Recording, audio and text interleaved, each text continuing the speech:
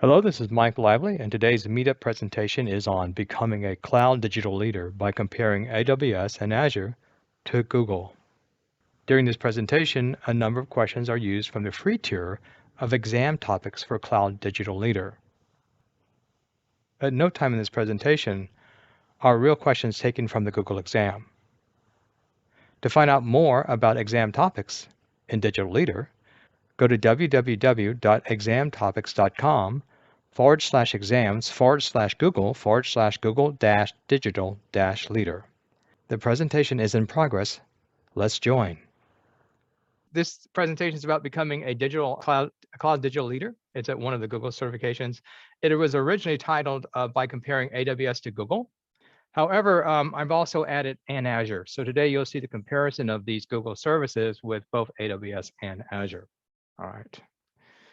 That said, there are 4 other cloud meetups coming up, which I'm very excited about. We have the AWS DevOps versus AWS Azure. And with that presentation, I'm going to give you a couple of really good quiz dumps, so you'll be happy to get those. And I do work 3 ways when I approach these exams. I'll talk about it, but typically I want to get a good video or course to go through. I want to do a good lab session of some type of technology. I'm going to specialize for that particular certification. And I want a good quiz dump. And why I want a good quiz dump is because even though I may know the information, the way they ask it, I may not understand what they're talking about. So you'll get used to that. And then when you look at a quiz dump, you'll go through not just doing the quiz dump, memorizing answers, but a good one has lots of explanations. You'll go through all the explanations and you'll learn more. And you'll go, wow, I learned a lot by going through that. So like, once again, if you have a good quiz dump that has a lot of good explanations, you're not just memorizing answers, but you're learning new material. Okay. With that said, deep learning with TensorFlow is coming as well. And Google has something called Google Colab. If you're not familiar with that, it has a Jupyter notebook that's on steroids, and all you need to use it is your Google Gmail. And if you have a Google Gmail, you can immediately get into Colab and you can start artificial intelligence programming. And when I studied for my Azure DP 100, that is the artificial intelligence exam. Actually, a third of that exam I did my labs on Google Colab. So that's why we talk about these different technologies. Then we'll get into the next one. And I think for now, hopefully you'll already have your associate architect by then, but we will be doing the associate architect on May 21st and getting you guys prepped for that and giving you some good study guides for that.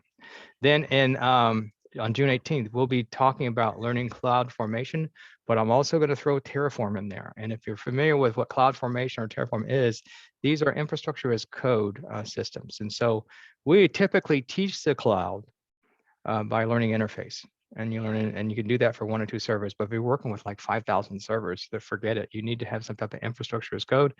And CloudFormation is Amazon's version of that, and Terraform will work with Google, Azure, and Cloud and AWS. So there you have it. We are on the precipice of an incredible change in technology. Everything is changing. The only thing that's new is new. Everything is new. And I'll give you an example. When I was in high school, they were using slide rules, and I couldn't wait to get my slide rule. And then they took them away because the rich kid in the school had bought a calculator, and that's where my career started with IT.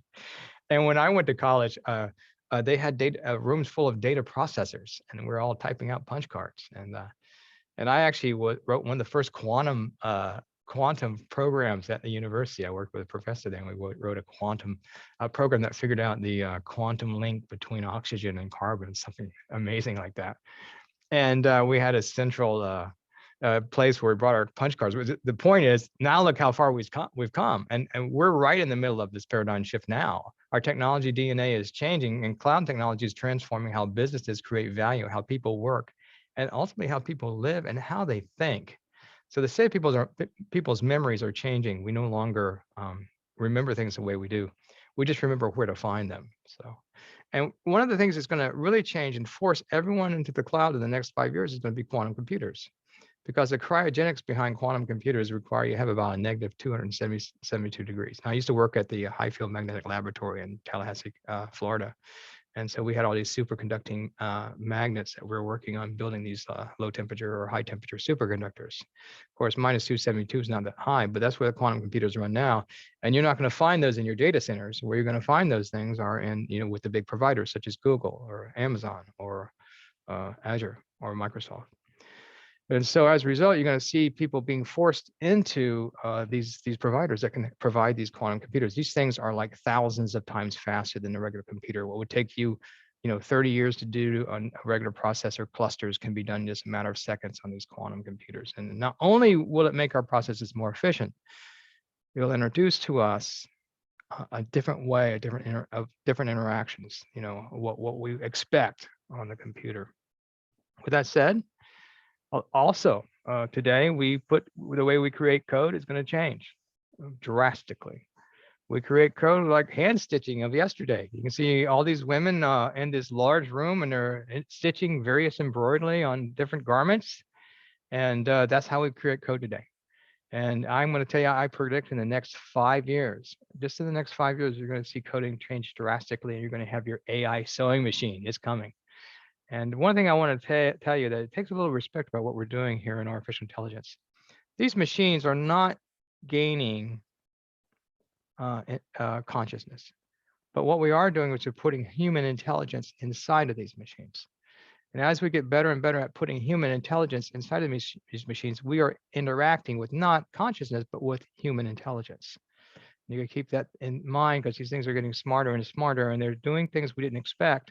And now we're seeing stuff like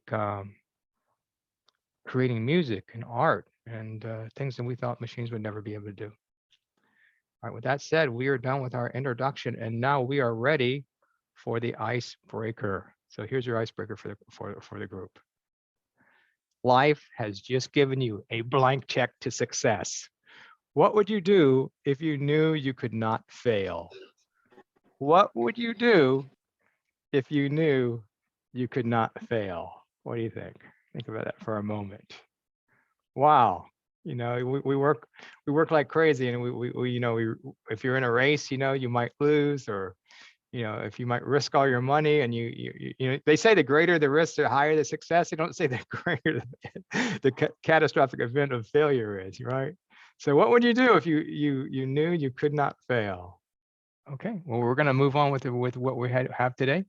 And if you come up with something at the end, hey, Mike, I really came up with this great idea, just let me know, okay? One of the things I want to hope to do as we move on with the Meetup Startup 2 as well is kind of create a business incubator. That'll be down the road for people who don't have experience with the cloud, so they actually get some hands-on experience. But that'll be down the road. All right, the icebreaker is over. Let's move into the gist of what we're going to talk about today. If you have a question, please stop me and ask. I love answering questions. The whole idea here is it's here for you. Everything's free. You will not be marketed. It's the real deal. I'm older. I'm not in retirement. I don't plan to, but this is just fun for me. And so this is why I'm doing this. And I want to help you guys in your cloud journey. And since I've taken a lot of these exams and I've done a bit of this and I teach it for a living, it gives me a great opportunity to get, have some fun with you guys and enjoy this interaction. There are emerging techs out there. And so what I do, and essentially what I do is I teach emerging tech. And if you look at how emerging tech plays out in the cloud sphere, and I'm going to bring up my Epic pen real quick here, so I can mark this up if I need to, is that you typically want to bring people in and introduce them to the cloud, and that's that first interaction there. And people are coming in, and the technology is brand new, and a lot of people don't know anything about it, but they know it's coming and they want to get involved. So you hit them with a cloud module. And then in the Azure space, the next thing is AZ900, and that's your Azure 900. Now, eventually, you want to take them all the way to where they're using Terraform and they're building cloud systems from infrastructure as code. And I'll give you an example of this. I was a DevOps tech lead for 3 years, 3.5, and I ran what was called the Docker Swarm. That was one of my things. I got up in the morning at 4 o'clock and I did Cube. We have this Cube system we build, which was our application. And once I fixed that, then I did Docker, and then I was the Scrum Master. And after that, I worked on application work and with QA and building the CI/CD pipeline. And so I never slept. So that was 3.5 years. And one of the things you want to do is not do what I did with Docker. Whenever a system went down, I had to fix that server. You want that as infrastructure as code. Whenever a server goes down, you just bring it up right away. And the term for that in the industry is chickens and pigs versus cows. Chickens and pigs are pets. And you don't want your servers to be pets. You want them to be like cows, where one dies, you bring another one up. And so in the DevOps realm, you want that infrastructure as code. In AWS, we typically use something called CloudFormation, but you can also use Terraform, which is cross-platform. So that's where you want to go. But with that, all that is these emerging technologies. And then this emerging technology is big data. And you have all this data that's coming in from IoT sensors, for example, and you're processing all that. So you need to become really good at data processing, and you need to get a 360 view of your data. And that allows you to market correctly and put your resources in the right place. And that's where you're using your artificial intelligence. So somewhere in between here, you're starting to transform your BAs into, excuse me, wrong size. Where that? You're transforming your BAs into where they're no longer doing business the way they did, but they're doing business in the cloud. And they're learning how to process data, because 80% of artificial intelligence is processing data and getting data insights and doing featureization. And if you've done a good job with that, you have really good models. It's like garbage in, garbage out. If you if you've done a good job with and you're not feeding garbage into your artificial intelligence models, and you understand your features, then you're going to get good results. And that's why you need to kind of train your people so they can do that. Microservices kind of, rules the world, right? Everything comes from microservices. Even if you're doing artificial intelligence, you're pulling from backend APIs, and same thing with DevOps and whatever your SPA or your applications might be. And the thing about that, your applications need to live or leverage the edge serverless technologies. And when we talked about Amazon, we're always talking about that and all the services, we're talking about serverless technology and how to leverage that. With that said, and I often say, if you master serverless technologies, you'll be the Jedi Knight of the cloud, because there's a lot of cost savings there. We're always seeing bots and codeless solutions. I mean, when I get on the web, I'm interacting with bots and I'm talking to them, and they're getting better and better, and I feel like I'm almost talking to a real person. And with that, you may have some type of cognitive services that you're working with, and maybe a codeless solution. And so that's kind of how, and all sits on top of some type of business discipline, design thinking, a PMO or agile process. So that kind of fits together, and when I teach these things, I have this map in my mind. And I'm also becoming certified in all these areas. As far as Azure is concerned, I have all these certifications except this one. And I'm sitting for this certification at the end of March. So excited about getting that application out of the way. So with that said, you can do the same thing for Amazon, and you can set Amazon's curriculum out the same way. And so if I have an Amazon shop, then I need to know what I need to teach when and what I need to teach people in. This is going to be it. The only difference here really is that Amazon's machine learning is kind of all bundled into one package. It's not split up like Azure's is. So you need to pull some of the cognitive services out here so you can teach your people in the right way, in that direction. So you want to not feed it to them all at once, but give them small pieces as they begin to grow in their career fields. So there you have it. And I will be doing the same one for Google. And with that, let's talk about what Google's certification roadmap is, and where you guys are as far as the digital leader is concerned. The cloud digital leader is Google's first certification. And so I always like to start with the first certification. People always ask me, should I start? I have a lot of experience. I have infrastructure experience. Should I start with cloud architect? And I always tell people start at the beginning. And the reason I do that is because I teach this stuff. So I need to know, because a lot of people don't have all that experience base, and they need to start there. And if you're new to the cloud, the digital leader is a great place to start. The reason it is because it's almost cloud agnostic. Now there is a lot of Google stuff in there, but I would say maybe probably at least 50% of it's just about the cloud, and it could apply to the other providers as well. Now today we're going to see a comparison, and if you're good at Amazon, Amazon, then it's really easy to go take the digital leader, because you already know these systems. They just call different things, and we're going to talk about what those different things are. The next thing you might go is do the cloud engineer. Now I want to tell you that I'm really proud of Google, so I really want to toot the Google horn right now. They have an interaction going on with the BDPA, where they are trying to train young Black professionals in the cloud, both with the digital leader and the cloud engineer certifications, and get them into cloud jobs. And in this particular meetup, we have a lot of minorities, so they may want to get interested or get involved with that. So let me just show you the BDA's page right here, and tell you how great. I'm actually a member of the BDPA, have been for years. I've done a few national presentations for the BDPA. And if you go to the BDPA's homepage, you can go down, and this is the Black Data Processor Association. And if you go to the homepage, you can go here to programs, and you can see they have the Cloud Academy, they have Data Science Academy, and they have a few other programs get involved in. And the Cloud Academy is the one I'm talking about right now. They just ran the Cloud Academy with Google. I was a part of that, and I hope to be more involved in the future. I've certainly offered my teaching services, and I am getting certified, fully in Google, so I can actually participate and be involved in this. I'm so proud of Google for doing this, and I just want to just emphasize that. So, and then that's one of the reasons I decided to do this meetup, to kind of showcase what Google for the great job they're doing here. So with that said, let's go ahead and move on. So how would I approach this as far as getting certified? And this is kind of what I do on my certification path. So is I typically follow this path. I'll do the basic stuff first. So for a cloud digital leader, I'll do the digital leader. I'll go do the cloud engineer. Then I'll go to the architect. And what the architect does for you is it gives you the ability to kind of understand how to cost optimize a system. And typically also when it comes to the higher paid certifications, if you have real experience in these areas, typically the architect is the one that's paying the most. The next thing I'll do is I'll go to the DevOps engineer. I'll do that next. And this is true for all the certifications that I've done. I kind of followed this path. And the reason I'll do the DevOps engineer is because I was a DevOps engineer for 3.5 years, and so I'm really love to see it in the cloud. I used to say that one day the word DevOps will go away because it'll just be natural. That's what you do, and you're seeing that more and more in the cloud. But the name's kind of stuck, so they do have a whole DevOps there, and I look forward to taking that. Then I love data science. I love artificial intelligence, and so the next thing I'll do the data science engineer, and I'll do the data machine learning, and I'll pick up the security certification.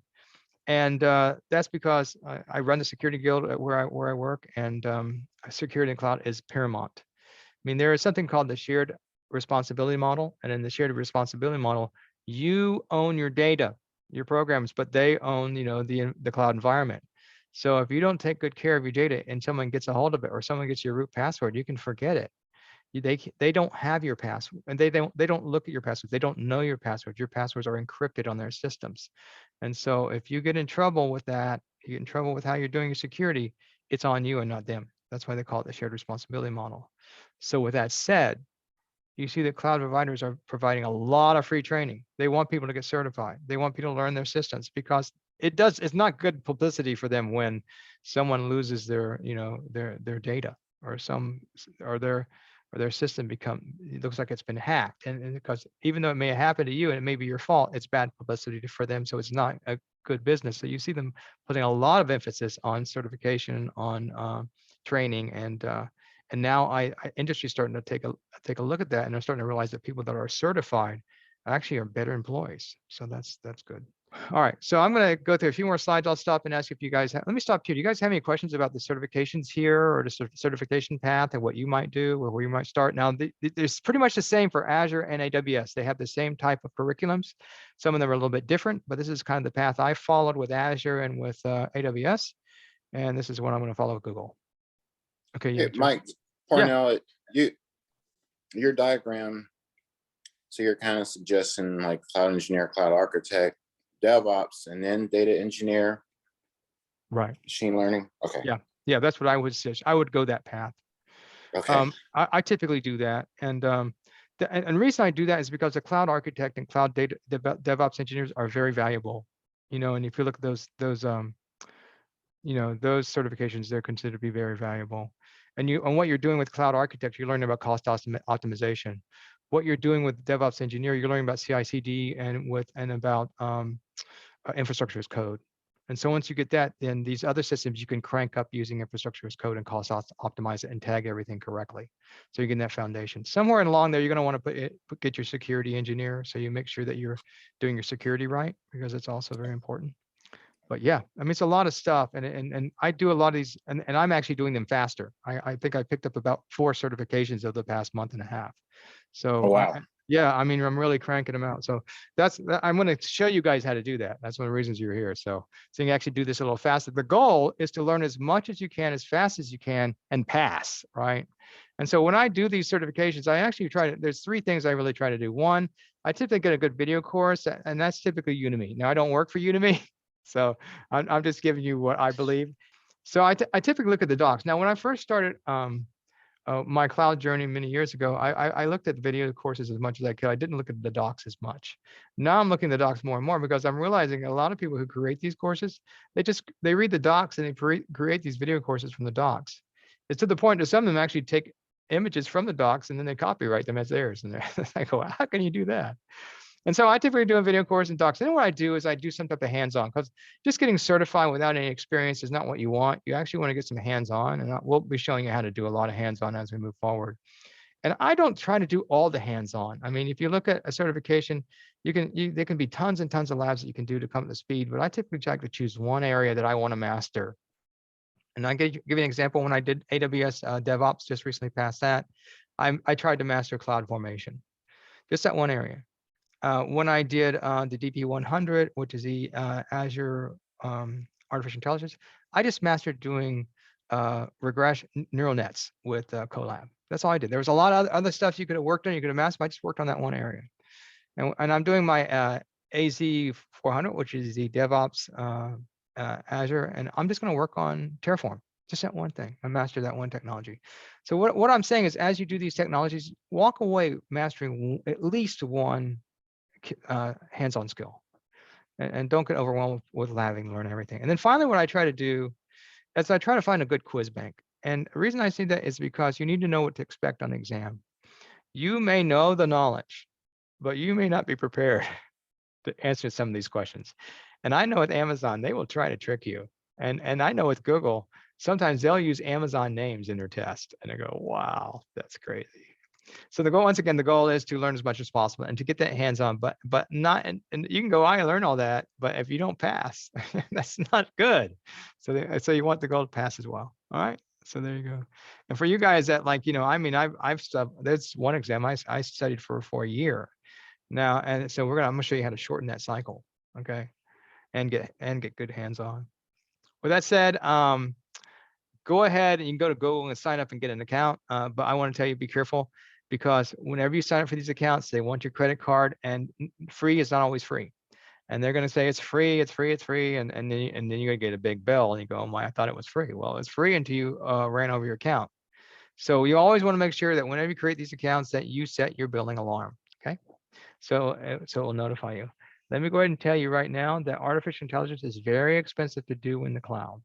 And you can turn on some things that don't want to turn off, and you can get big bills. All right. So you want to be careful with that.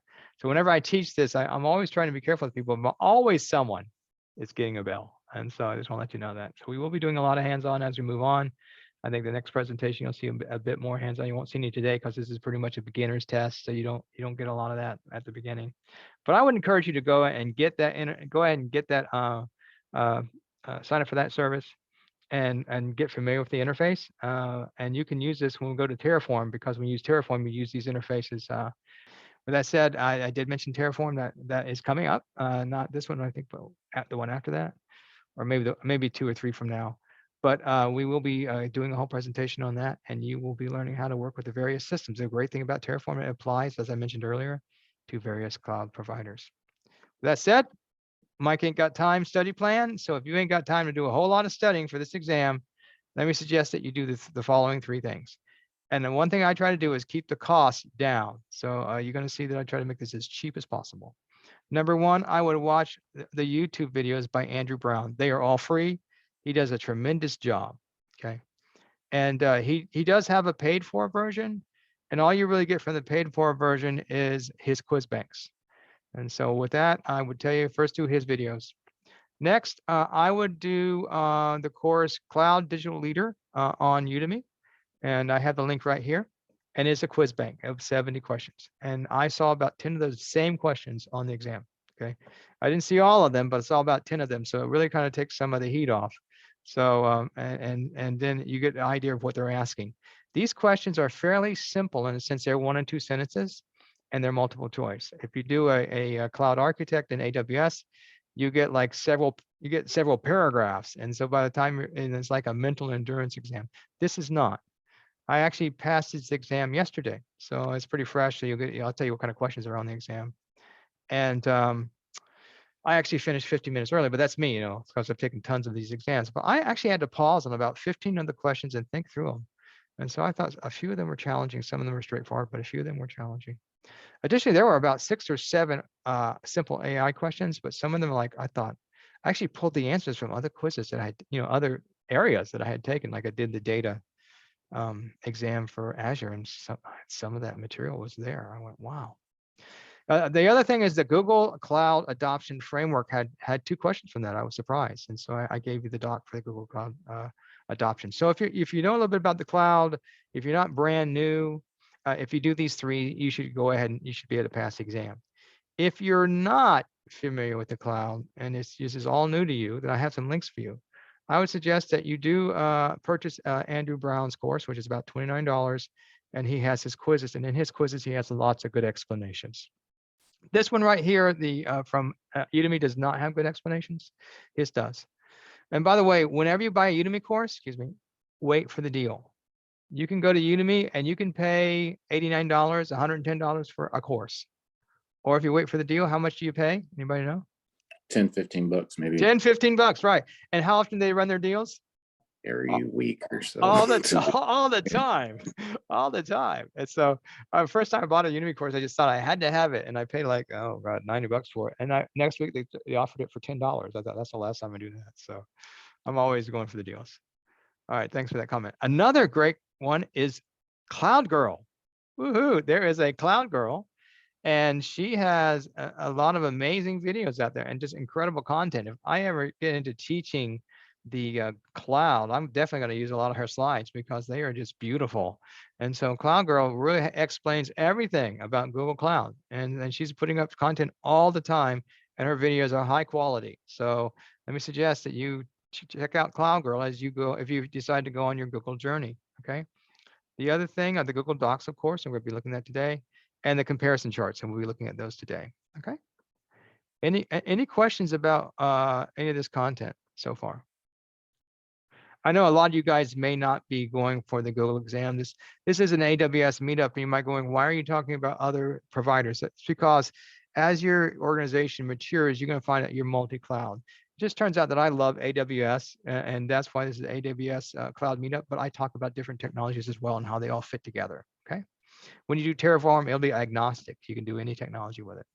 With that said, there's a cute little thing that you find on the Google Docs site. I want to bring this up, all right? And so you guys can see this. I thought it was really nice. A lot of cloud is language. And so you want to learn the language of the cloud. And I would say 80% of what you're going to do is language, learning all the vocabulary. This is a cute little thing where they put all their systems in here: compute, storage, database, analytics, networking, identity, DevOps, management. And basically they have little flip cards and go, well, let's get on compute. And if you look at one of these and go, well, what is Cloud Run? And that'll be on the exam. What's Cloud Run? Or if you know what it is, you'll be able to pass a question on the exam. You click that over and it says, well, serverless for containerized applications. There you go. So it's just a little flip card you can play around. I thought it was really cute, a little fun, nice to have in their documentation. So play around. But what is BigQuery? You'll see that on the exam. BigQuery is the data warehouse. So the key words for passing exam. So if you get to a question on the exam and it asks you all these, and it may be long or short, and you see the word data warehouse, well, you know it's BigQuery. So that's, and a lot of these exams, especially at the lower level, are keyword exams. If you know the keywords associated with that particular service, you can typically pass that exam. So yeah, go there, go to Cloud Girl if you need to find out more. She has a lot of great presentations, really just amazing stuff. And it's look how beautiful. If you're a graphic designer, you're just going, wow. If you're a cloud digital leader, you can articulate the capabilities of Google Cloud core products and services and how they benefit organizations. And you want to go to the documentation right here, and that's in the presentation. Thanks for asking for that. And if you go there, let me go there right now, you'll see all the requirements for this particular certification. It'll tell you basically, you can see 10% is on digital transformation, 30% is on innovating with data and Google.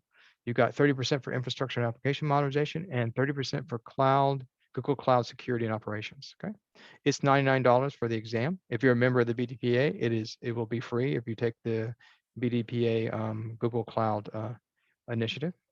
And you can take the exam online or at a testing center. Now, I got to tell you, in the past, I have completely hated taking exams at home.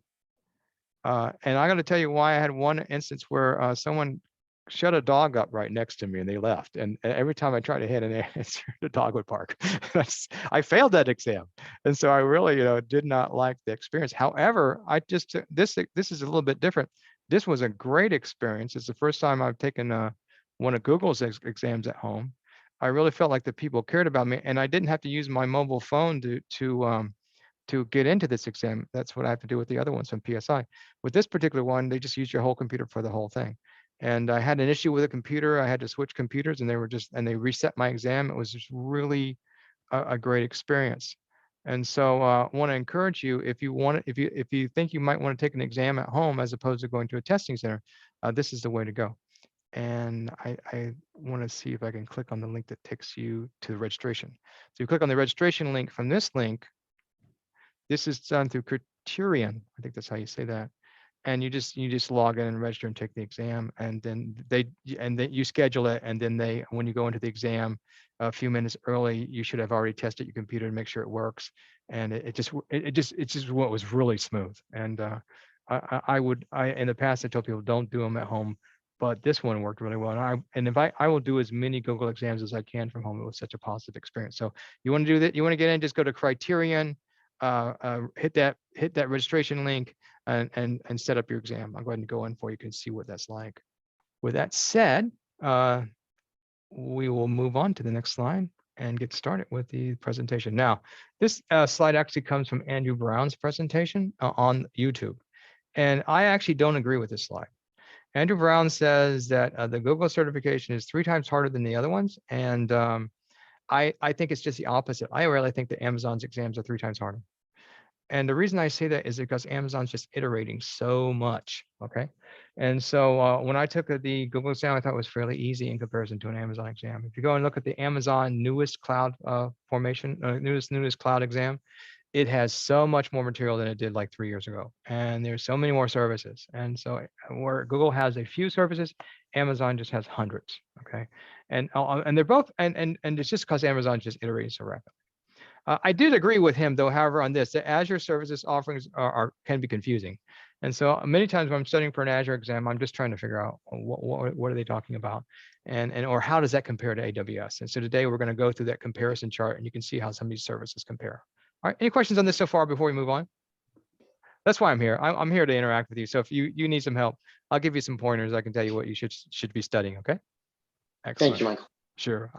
All right, with that said, it's 700 is passing on this exam, which it is for most. This is good for 3 years, which is nice. Some of them aren't. I think Azure, you have to recertify every 2. Amazon, it used to be 2, but they switched to 3 years, and I have 3 exams I need to recertify for. He says in his slides that there's 60 questions. I only had 50 questions on my exam, to let you know that.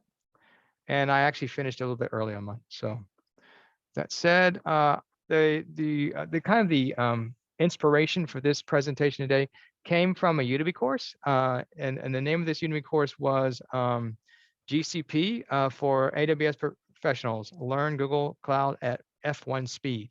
And so I actually took this concept and I extended it and added Azure.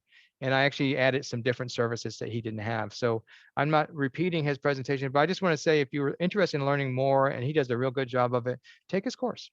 And wait for the deal, right? You can get this course for $10. Don't pay $150 for it, okay? But that's where my idea, and lots of times when I'm preparing these presentations, I'm getting ideas from Udemy, or maybe I'm working on an exam that I'm going to show how I passed it and stuff like that. Or maybe someone said, hey, can you teach this? And I'll teach it. So if there's something you want to see get taught, let me know. I'll be more than glad to do a presentation on it. With that said, let's get started. All right.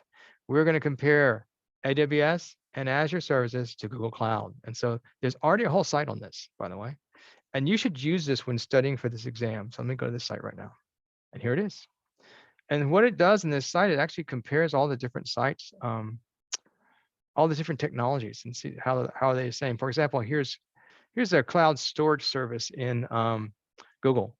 And basically that stores any amount of data and retrieves it as often as you'd like using Google Cloud's object storage. And the word here is object storage. And so, well, object storage for AWS is S3 bucket, right? And for Azure, it's an S3, it's Azure Blob. So if you already know that the S3 bucket, and you know what it does, it stores objects like images and any type of data, and it's just it's not really like a relational database. You're storing globs of information in there. Then if you know that, and you get a question about, hey, I'm storing globs of information like files and PDFs and unorganized data, you're gonna know it's cloud storage, because you know cloud storage is the same thing as S3.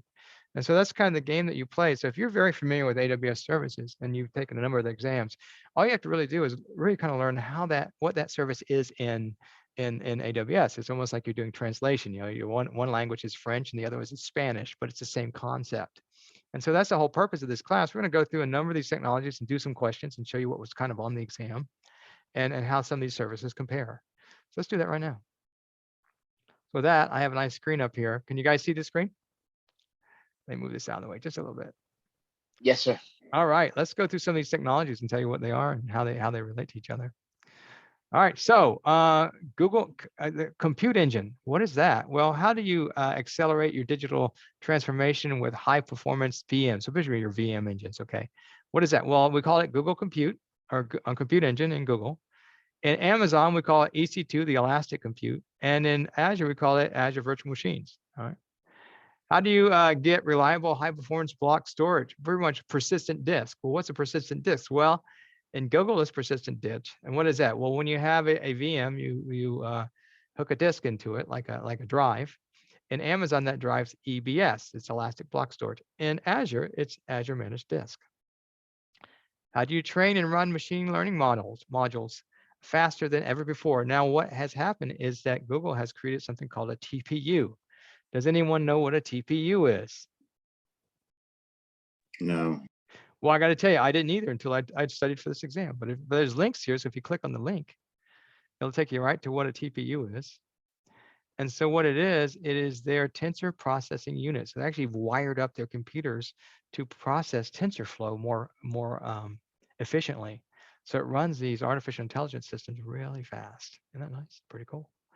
And so there's not really a good comparison. They say in Amazon it's ultra cluster, and they say in Azure it's virtual machines, and so yeah, kind of a comparison, but not as good, because TPU is really something that Google has wired up. And this is kind of interesting because Google wrote TensorFlow, which is used for artificial intelligence programs.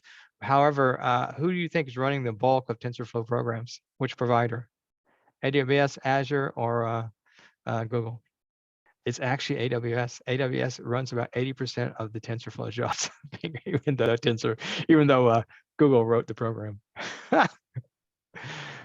Here's about gamers and GPUs. Do you know the story of gamers and GPUs? That's the whole reason artificial intelligence is possible on the web, is that gamers are running these like the high graphic design systems. So they came up with something called a GPU, which is a graphical processing unit. And so, but it turns out that you can process artificial intelligence on those really fast as well. So everyone uses those. In Amazon, we have these computer types. This happens to be a P3 computer type. And in Azure, we call this same GPU a GPU optimized VM. All right, App Engine is a big thing. So how do you build highly scalable applications? And so it's called a PaaS solution. And so we'll talk about that in a moment. But here's the thing. When I worked for the EPA, I did the cloud. And there at that time, it was many years ago, there was only 3 systems. There was S3, which where you put your globs and your information. There was EC2, which was your virtual machine. And they came up with something pretty cool called Elastic Beanstalk. And what Elastic Beanstalk was is a place where you just could throw your application and you didn't have to worry about any of the maintenance underneath it. It just ran. And so when people gave me applications to debug, I just threw them up on Beanstalk and I worked on them. Well, in Google, that's called an App Engine. And in Azure, that's called an Azure App Service. So if you're taking this exam and you know you need something just to throw an application up and run it, and that will scale automatically, you don't have to worry about it, then you know the answer is going to be App Engine if you already know that's what Beanstalk does. So you're seeing the same question, but it's just a different. It's like translating Italian to Spanish, right? Here's one that's really important: Cloud Function. Who knows what a Cloud Function is? It's way to compute without machines, not even VMs anymore. It's just a code that sends instructions. Absolutely. It's like, and what it really is, it's like a Docker container that comes up, runs your function, and then goes down. It's extremely efficient, and it runs really fast. And for like me, like it's a lot of it's and a lot of it can be free. There's a certain limit. Once you go beyond that limit, you start paying. And Cloud Guru, I believe, ran their whole video system for half a year for free using a functions server. So it's really important. So you run your code with zero server management with the scalable pay as you go. And so when people say serverless, it doesn't mean it doesn't use a server. It just means you don't manage anything. It just runs a function of compute for you. Many times it's called FAAS, function as a service. I think I have a few questions here. Let me check. All right, with that said, if you talk about cloud functions, in AWS, it's called a Lambda function. And in Azure, it's called a function, Azure Functions Serverless Compute. So there you have it. But it's all the same thing. Just a Docker container coming up, running a function of compute, and then going down. There you go. All right. This is something that's cool that's come along in the system. I really like this. If you're running corporate, typically when corporate, your computers are blocked. Port 22 is blocked on computers. Now, port 22 is where you run SSH. So many times what you're trying to do in these in these cloud systems, you're trying to SSH into them and play around on the back end and manipulate them without going through the interface. We can't do that on a lot of corporate machines because port 22 is blocked. So what a lot of all the providers have now is a place to use, they log into the portal and bring up a console from the portal. And so that console is called SSH from the browser for Google. For Amazon, it's called an EC2 Instance Connect. And for Azure, and in the documentation, it says Azure Bastion, but now Azure has this now, and it's called Cloud Shell. And so you can bring up a Cloud Shell, or you can bring up a EC2, bring up a console, and you can do all your work that you used to do right there in the portal without having to go through port 22. Isn't that amazing? So with that said, we're going to ask you a few questions, see how well you guys listen. All right, with this said, your organization wants an economical solution to store data such as files, graphical images, and videos, and to access and share them securely. Which Google product or service should you use? Cloud storage, Cloud SQL, Cloud Spanner, or BigQuery? Which one do you think? A, B, C, or D? Now, if you're doing this in Amazon, yeah, you're using S3. But if you're doing this in Google, you're using cloud storage. Right. Very good. Excellent. Next one. See how it is? See, if you know one, you're going to know the other. Your organization is developing a mobile app and wants to select a fully featured cloud-based compute platform for it. Which Google product or feature should your organization use? I believe this was a trick question. And the key word here is Google Cloud Product. Okay, it's one of the Google services. All right, A, Google Kubernetes Engine, B, Firebase, C, Cloud Functions, and D, App Engine. Now, let me just say that if I was doing this in Amazon, I use Elastic Beanstalk. So which one of those correspond to Elastic Beanstalk? App Engine. App Engine, right. Now, you may be tempted to choose Firebase, which is a wonderful product to build mobile apps with, and Google backed it and actually really created it. But it's separate to the Google product or services. All right, it's actually a different website you'll go to and use that. So that's how that kind of tricked you there, because a lot of people choose Firebase, but actually it's Google App Engine. Yeah, so that's how it works. And so and if you go to the PDF, you see I marked which ones are correct on the next slide. You guys ready to go to the next one? Yes. All right, let's take a look at the next group of services. All right, let's see here. I'm going to skip down to VMware. It turns out that VMware is doing a good job of getting in line with these providers. And so there's a lot of migration that you're going to do in the cloud, especially if you're going to get a new service. You need to figure out what migration tool you're going to use. There's a VM migration. The next one is a container migration. There's an SQL database migration. There's a server migration. There's a large server migration. Okay. And so these are all very interesting. They all have the comparisons. Let me choose some interesting ones. Let's look at VM migration. How to migrate and run your VM workloads on Google. Well, to do that, you use the VMware engine. For Amazon, you use the VMware Cloud. And for Azure, you use the VMware solution. Matter of fact, for Amazon, VMware is their preferred provider. So they'll actually, if you have a whole VMware system on premise, you can just almost automatically bring it up to Amazon. And they have, what they do is they have these services that figure out what's in your VMware system, which enables the migration. Let's look at another one real quick here. I want to take a look at one that's interesting. You'll see this question on the web right here. You got an SQL database and you need to migrate that. So you got to keep this straight. Am I migrating SQL? Am I migrating a VM? Am I migrating VMware? Am I migrating a server system? So they're all different, and you might use a different system migrating them. For here, migrating databases to Cloud SQL, you use the database migration service. In Amazon, that's called the database migration service, and in Azure, that's called the database migration service. So that's pretty easy, right? Here's let's take a look at the one down here for the large. Here's one you'll see on the exam probably. Server migration. You're just doing a regular server migration that you can do over the web. Okay, so you may have a direct connect or even a VPN if it's a small system, and so you want to migrate VM instances to Google. So it's not VMware, it's VM instances, and so you would use the storage transfer in Google. You call it server migration in AWS, and Azure migrate in Azure. Now here's one I want to talk about when you're doing a large server migration. Okay, here, this is very interesting. In the old days, when they were using punch cards, if you wanted to transfer your data, I mean, it was pallets of punch cards. You drove up a semi, you put all the pallets of punch cards on the semi, transfer that across the country, and you unloaded it into your new data center. It's crazy. That's kind of what you do today. It's kind of crazy because when you really have a lot of data, you're not going to push it over the web, or you may not have time to push it over the web. So you need like an application. It's like a box that you might mail. I might mail to you, or it could even be a semi truck. They call it a snowmobile that I'll drive to your institution, plug it up to your data center, suck all your data out, drive it across the country, and unload that data to another area or into the cloud. And so these systems are called in Google it's called a transfer appliance. In Amazon, it's called a AWS Snowball, or even if it's larger, it can be called a snowmobile. And in Azure, it's called an Azure Data Box B. Can you believe that? Isn't that very cool? All right, with that said, we're ready, I believe, to actually ask you guys some questions, see how well you listened. Oh, one more I want to catch here, sorry. Really big in the container ecosphere is Kubernetes.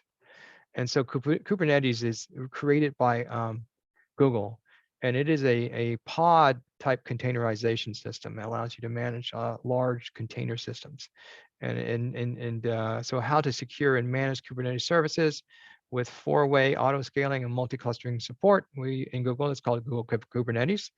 In Amazon, it's called Elastic Kubernetes Service, and Amazon also has what is called a container service ECS. And in Azure, it's called, Kubernetes. So that's pretty nice. Let's ask you a few questions, see how well you did. Your organization is moving an application to the Google Cloud. As part of the effort, it needs to migrate the application's working database from another cloud provider to Cloud SQL, because the keyword here is SQL. The database runs on the MySQL engine. The migration must cause minimal disruption to users' data and must be secured while in transit. Which should the user use? A, B, C, or D? BigQuery data transfer service, MySQL batch insert, data migration service, or D, Cloud Composer? Which one do you think? A, B, C, or D? C. Absolutely. So if you go back and you look for SQL transfer, you see it's the database migration service right here. Isn't that nice? The next one is a question. Actually, I hadn't given you this yet, but we're going to see this on the next slide. So I'm kind of using this to bait you for the next slide. Which Google Cloud product gives you a consistent platform for multi-cloud application deployments and extends other Google Cloud services to your environment? A, Google Kubernetes Engine, B, Virtual Public Cloud, C, Compute Engine, or D, Anthos? And I'm going to go ahead and tell you this one because it's not on the list. It's Anthos. Okay. And so Anthos is this amazing service. And let me go ahead and I have a link for it real quick here. Let me go here. Anthos unifies the management of infrastructure and applications across on-premises, edge, and in multiple public clouds with a Google Cloud back control plane for consistent operations at scale. It allows you to connect all your systems. Isn't it fabulous? Wow. I think it's just great. So we'll go ahead and move on to the next slide, which starts with Anthos. So it's a multi-cloud solution. Anthos is a managed application platform that extends Google Cloud services and engineering practices to your environment, so you can modernize applications faster and establish operational consistency across them. Cloud's wonderful if you are brand new to it, but if you are having a lot of legacy systems like my company does, it can be very painful, because you have to get all that moving over into the cloud, and that can take a long time. So Anthos is one of those products created to help you do that. One of the big emphasis on the exam is that, Google allows you to slowly transition to create what's called a hyper cloud, where it's your premise and the public cloud, and you can slowly transition your systems. With that said, big name on the any of these providers of VPC. Anybody know what VPC stands for? Here it is right here. It stands for Virtual Private Cloud. What's a virtual private cloud? Anybody know? Like network data centers network. Right. It's like you're taking a chunk of the cloud and you're making it your own. And so as an associate, and Parnell, since you're getting ready for this, one of the skill sets you need to really have as an associate, a cloud engineer for Amazon, is to be able to build a VPC from scratch, doing your, your security groups and everything. Right. And so if you can do that one skill, then you really have the skill sets. And that's one thing you need to be able to use this from scratch. And there's lots of video tutorials on there on how to do that. I know Udemy has a few of those. Well, a VPC in Google is a VPC, and a VPC in AWS is a VPC, and a VPC in Azure is a Azure Virtual Network. One of the problems that you have is DDoS attack. And so what's a DDoS attack? Can anyone tell me what that is? Denial of service? Absolutely. And what's happening is there's ways you can do it. It depends on what layer you do it on. You can do it on layer 7 or a layer 4. But it's basically just hitting you with so much information that just brings your server down, right? You can't respond to it. And so, and the one way that you can protect yourself from denial of service in Google is something called Armor. It's called a WAF in AWS and a WAF in Azure. What a WAF is a web application firewall. VPN is real good. What's a VPN? Everyone, if you work corporate, you all use your VPN from home right now. Anyone tell me what a VPN is? Get you on a private network. It's a virtual private network, and it's encrypted, right? So you're still going across the web, but you're encrypted. And so that's what that is. It is on the web though. And so if you don't want to go across the web, then you're going to use a direct connect, which is a fiber optic through a partner directly to your cloud provider. Okay. And I believe, so it's called a VPN for all three. The next one is a a cloud NAT. So it used to be called a bastion host. Now they call it a NAT, which is a network address translation. What you do is you send and receive packets using Google Cloud private GKE clusters or compute engine VM instances with no external IP address. So with a NAT, what you're trying to do is hide the system so no one can externally get into it. It's private IP. So but what if you have to update it? And what you have to reach out to the web and pull down information. Well, if you do that, you use a NAT. And it's called a NAT in Google. AWS now has a managed service that they want you to use. It's called a NAT gateway, and Azure calls it a NAT.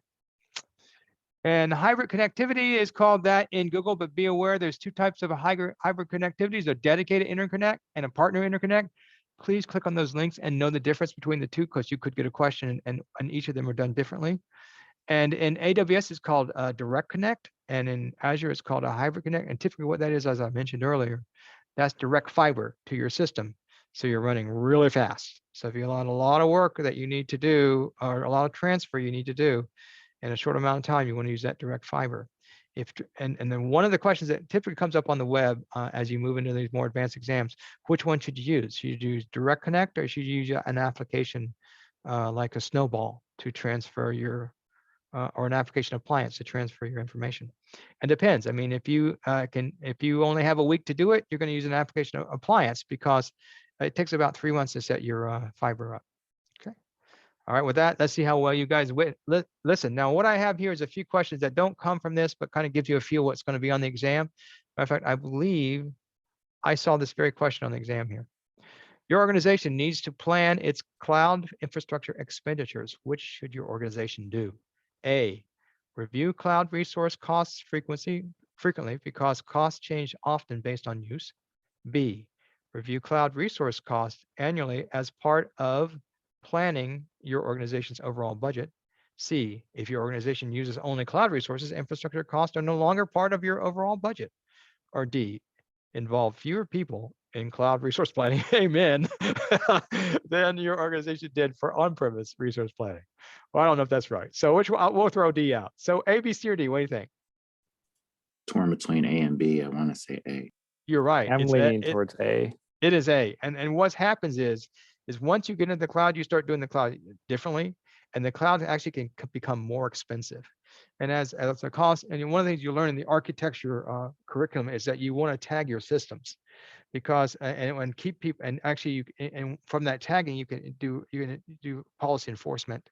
And when a developer gets on there, and if he's just doing simple work like testing, he'll use a lower level compute instance, and he won't be able to bring up a GPU, for example, which is very expensive. So that's one of the things there. But you really want to start watching those costs, because as people go into it, if you're not tagged right, or you start doing using your system differently than you did on premise, those costs can become astronomical overnight. I'll let you know that. So when people say the cloud is cheaper, that's not necessarily true. It can be cheaper. The one thing you get from the cloud is flexibility and probably less downtime, but it can become very expensive if you're not careful. The operating system of some of your organization's virtual machines may have a security vulnerability. How can you organize most effectively? How can your organization most effectively identify all virtual machines that do not have the latest security update? A, view the security command center to identify virtual machines running vulnerable disk images. B, view the compliance reports. Or C, view the security command center to identify virtual machines started more than 2 weeks ago. Or D, view the compliance reports. Which one do you think? And notice that I read both D and C really fast, so you know that's not it. A or B, what do you think? Go like A. Absolutely. You want to hit that security, look for those vulnerabilities. That's the correct answer. Now, here's one that comes from what we talked about previously. Your organization needs to establish private network connectivity between its on-premise network and its workloads running in Google Cloud.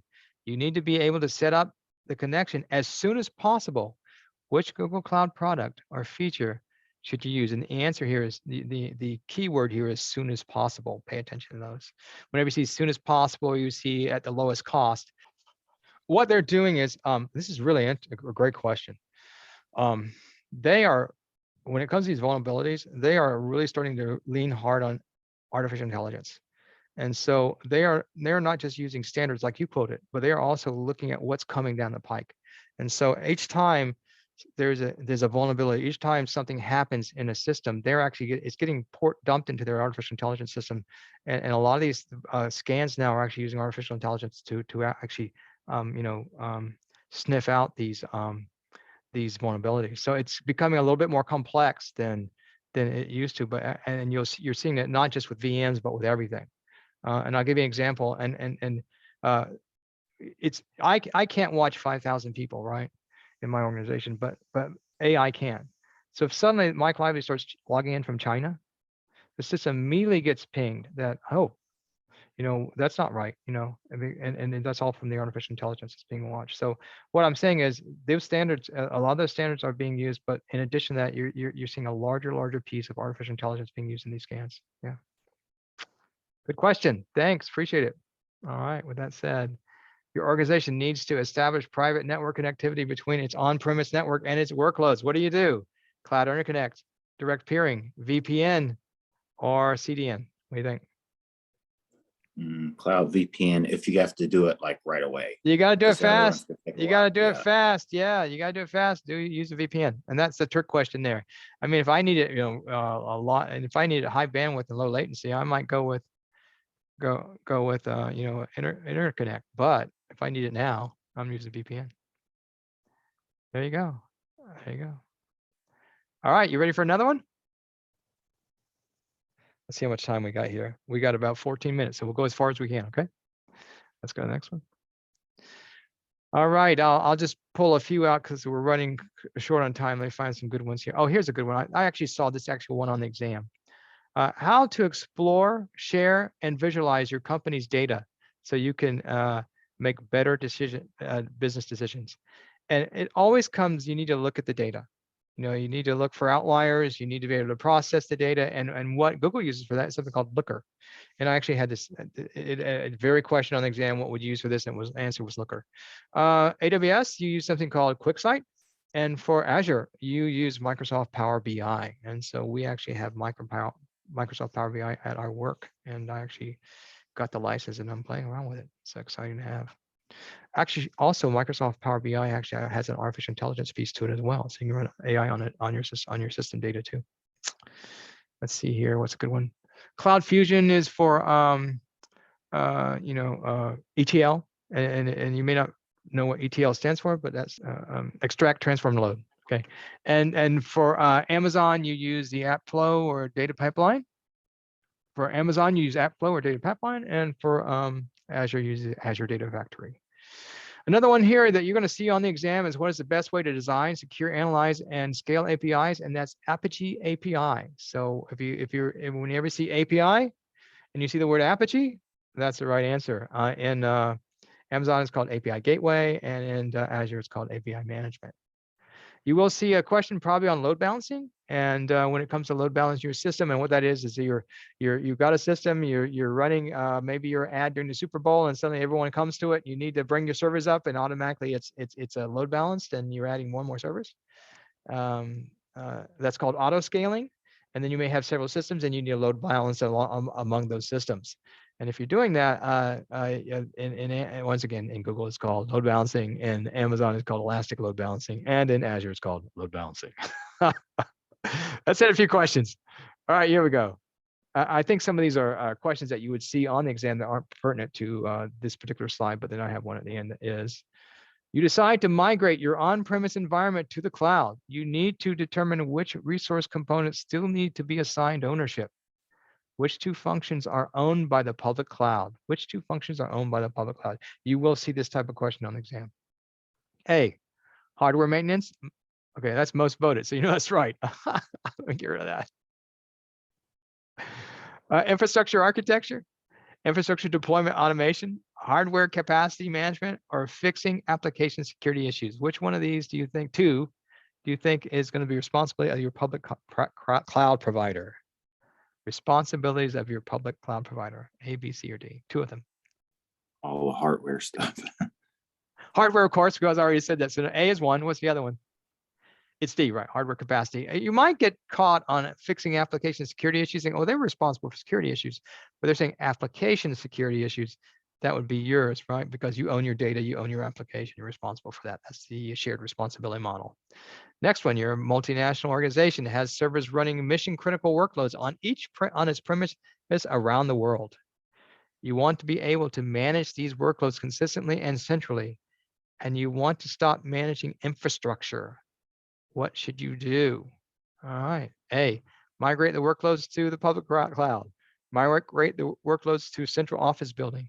Migrate the workloads to multi-local co-location facilities.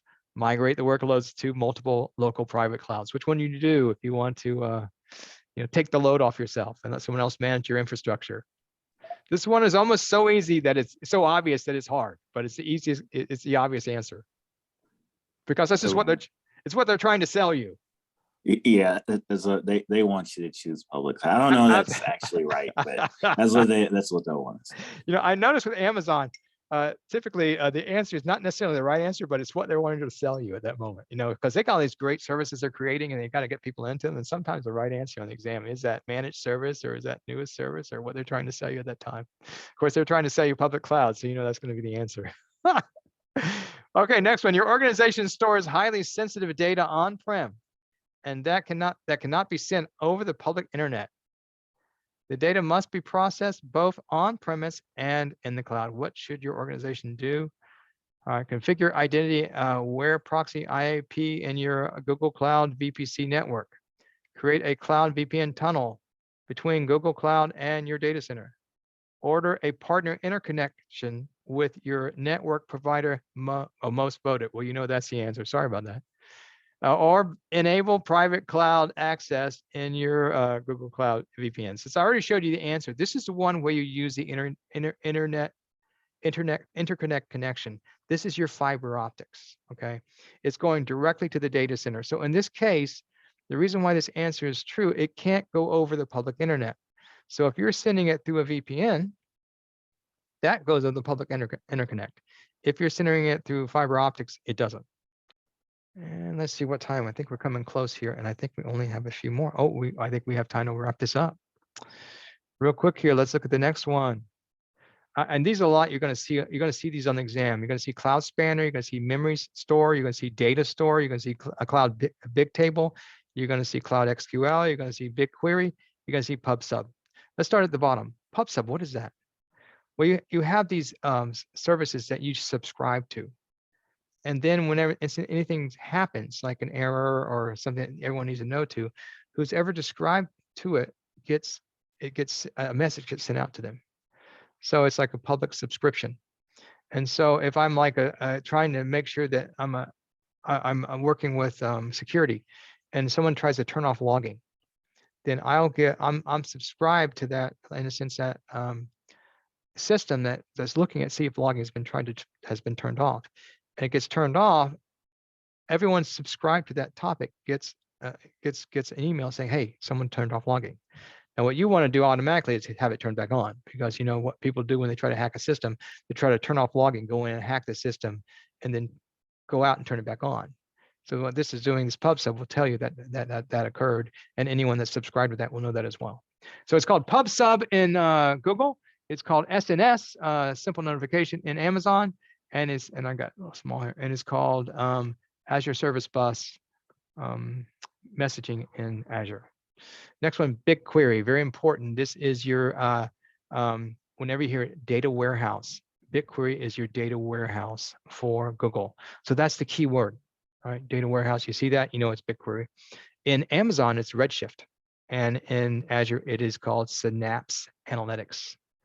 Let's go up here to Bigtable. Bigtable is pretty much a NoSQL database. It's extremely scalable.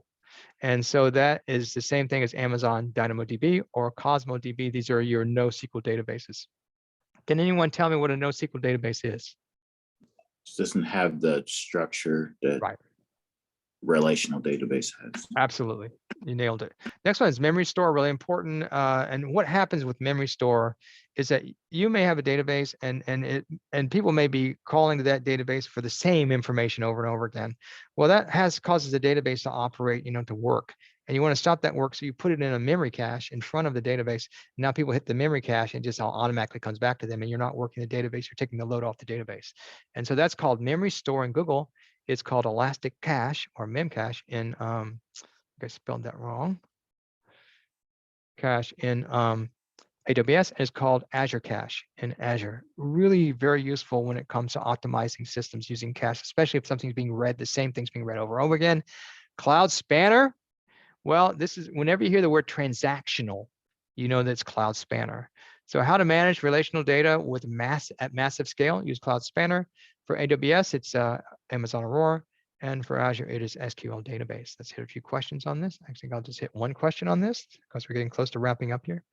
Which cloud service or feature lets you build machine learning models using standard SQL and data in a data warehouse?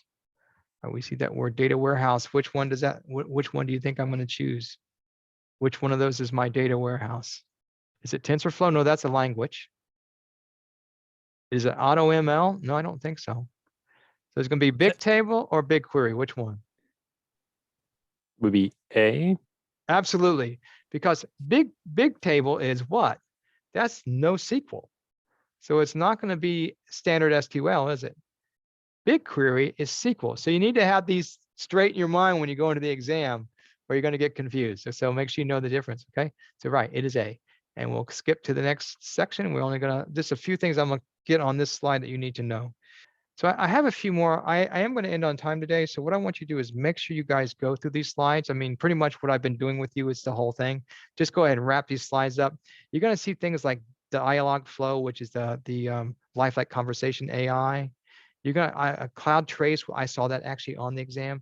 Natural language processing is for AI processing text. Cloud build is for building your systems and running them. These are all the AI, Azure and AWS equivalents.